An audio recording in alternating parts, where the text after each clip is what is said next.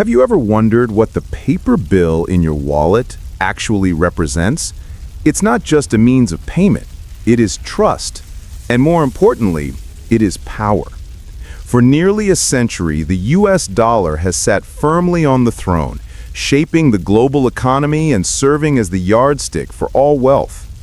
But history has taught us that no empire is eternal.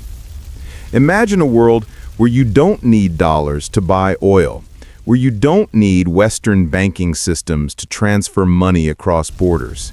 That is not science fiction. That is a plan that has been meticulously prepared for decades. Today we are talking about a silent yet earth-shattering rise, the story of the Chinese Yuan. From banknotes hastily printed in wartime caves, completely isolated from the world, to today, where it is becoming the spearhead in China's ambition to reshape the global financial order.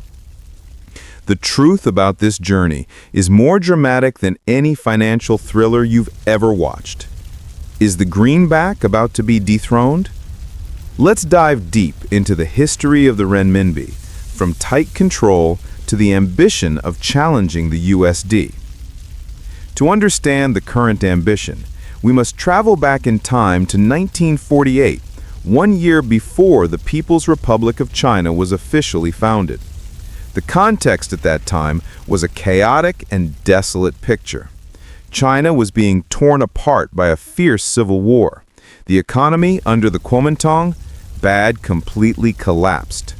Inflation was not calculated in percentages, but by weight. People had to carry sacks of money, even pushing wheelbarrows full of banknotes just to buy a bag of rice. Currency had lost its most basic function, trust. On December 1st, 1948, in Zhejiang, Hebei Province, the People's Bank of China, PBOC, was established. Their first and most urgent task was to issue a unified currency for the liberated areas. They called it Renminbi, literally translating to the people's currency. This name was not just a noun, it was a political manifesto, asserting service to the working and peasant classes, in stark contrast to the chaos of the old regime. These first banknotes were printed in conditions of extreme scarcity, using crude materials ranging from cloth, wool, and even tree bark.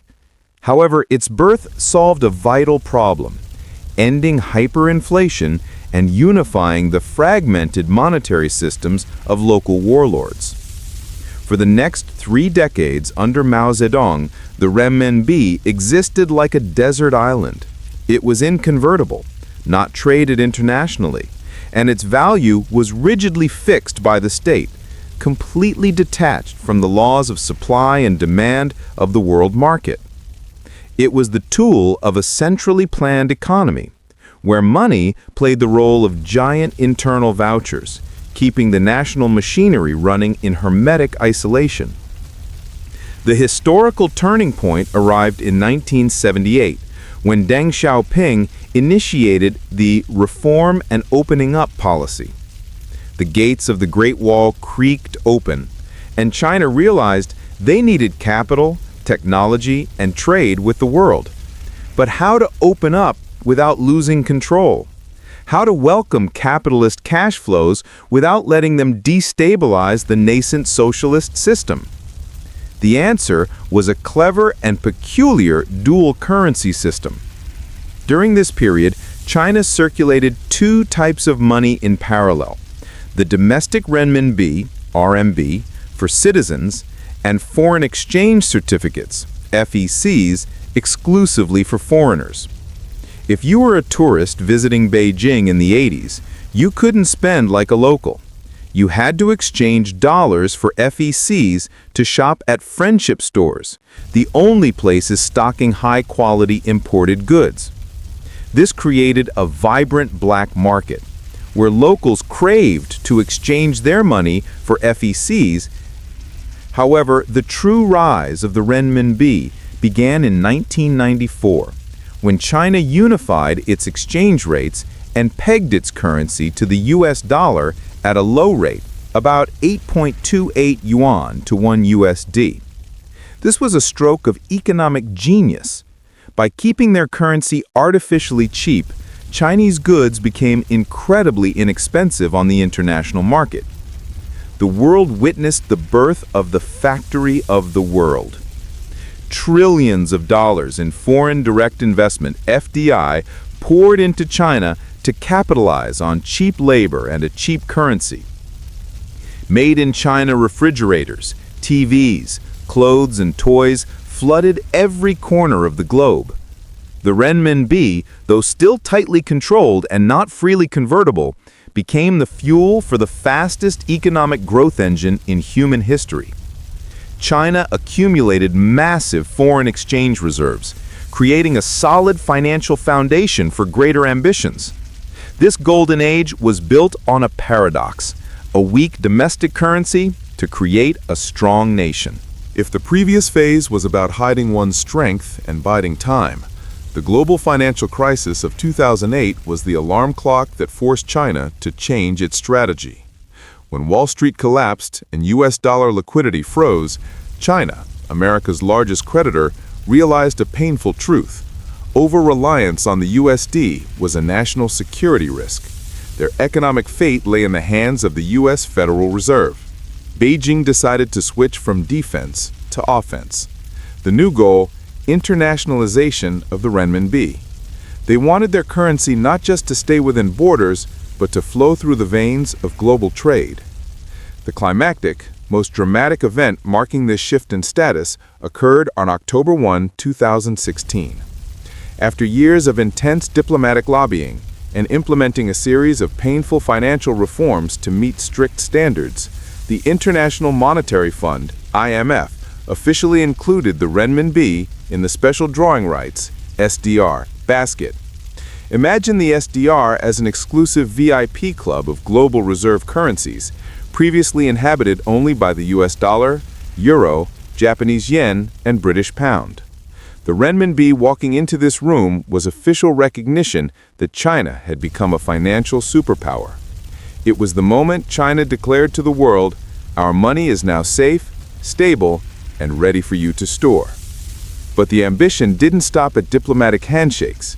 China understood that to challenge the USD, they needed their own infrastructure. They quietly built CIPS, Cross-Border Interbank Payment System, a direct counterweight to the Western-dominated SWIFT system. If SWIFT is America's financial information superhighway, CIPS is China's digital Silk Road. Along with this was the aggressive launch of the e-CNY, digital yuan, putting China at the forefront of the 21st century currency race, leaving Western nations far behind in the central bank digital currency, CBDC, sector. This is an all-in gamble to break the dollar's monopoly. Today, the consequences of this strategy are more visible than ever before our eyes. The world is witnessing a powerful de-dollarization trend. As economic sanctions are used as a weapon, many nations are starting to look for alternatives, and the renminbi is standing there ready to welcome them. We see Russia accepting payments for gas in yuan.